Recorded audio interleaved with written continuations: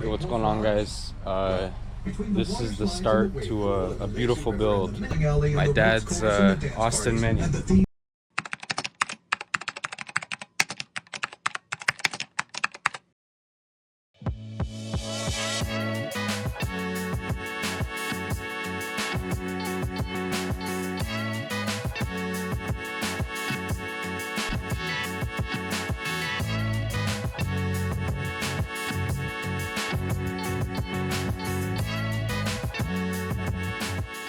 I've ordered a lot of the parts that I need, and right now it currently doesn't run, but we're gonna get this thing running.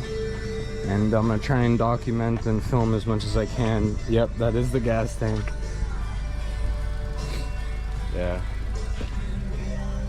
So let's actually pop the hood, show you guys what's under here.